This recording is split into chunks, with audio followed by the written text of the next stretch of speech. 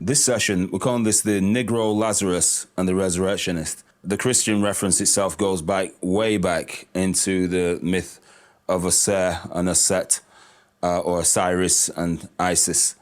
Utilizing the term Obi from Module 6, this session looks at the residual effects of slavery and colonialism, and an introduction to some of the individual and group ideologies intending to resurrect the fortunes of the African nations.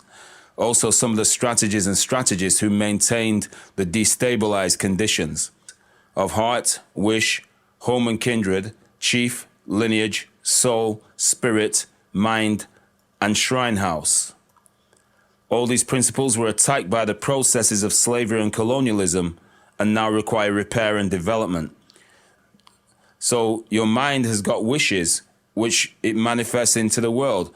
So the wishes inside us and manifest out into the world. So they got the wishes for how the roles that we'll play in the world.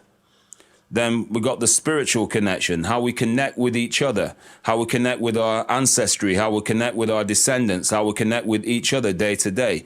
Spiritual connectivity, the messages we pull through, the intuition that we have, the guides that we have. The president of Ghana, Kwame Nkrumah, he said capitalism is a development by refinement from feudalism, which in turn is a development by refinement from slavery. In my pride of place, over my shrine in my front room, I had a picture of the Honorable Marcus Messiah Garvey, famous portrait of him. And I sat down on my settee right in front of it. I looked up at the picture and I said, you failed. You failed. Your organization got infiltrated. I said, big organization on the ground and everything, fantastic ideology and insight, but you failed. Is that hard to hear for some of you?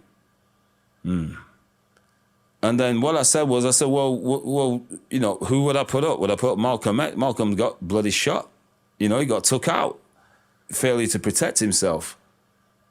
Who would I put up? And I said, I love Malcolm dearly, love him dearly, love Marcus Messiah Garvey dearly. I said, well, what would I put up? And then it came to me that what I was doing, I was following the person and not the principle. These are some of the movements and movers. We have with Ida Wells Barnett. No, before I put the names on, let's just look at some of these people. I'm going to ask you this. Do you recognize any of these? Do you recognize them? And so we're going to go through the roles and achievements of their organization. Did you hear what I just said there? The mother of the civil rights movement. You thought that was Rosa Parks, didn't you? No. We're talking this sister's deep. Watch this. Just have a think about what Hitler did in Germany 2 decades after Marcus Garvey. I believe there's a very powerful borrowing there. But he said, Ein Reich, Ein Führer, Ein Volken. Yeah? Don't get twisted. I am nowhere saying Garvey is a fascist like Hitler. But watch this. What happens is every time there's a black nationalist movement, they try to say that the leader's a demagogue. You know what's happened to Farrakhan? And they start to make allegations of fascism, etc., because they're talking black nationalism. It's a different spirit, a different day. So what happens is the Black Panther Party, not only were they exacting that right to bear arms, they're also saying you must know the law as well. They were a real thorn in the flesh, especially with people like the FBI. According to the FBI records, 85% of QuantoPro resources were expended on infiltrating, disrupting, marginalizing, and/or subverting groups suspected of being subversive, such as communist and socialist organizations, the women's rights movement, people suspected of building a coalition of militant black nationalist groups ranging from the Black Panther Party, the Republic of New Africa, to those in a non-violent civil rights movement such as Martin Luther King Jr. and others associated with the Southern Christian Leadership Conference.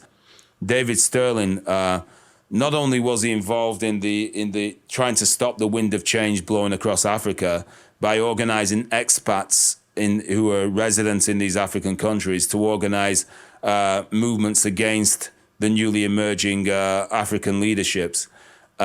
He also was involved with James Goldsmith in undermining the trade union movement in this country here, because James Goldsmith and others, these guys believe that Britain's role in the world was being undermined by the presence of trade unions.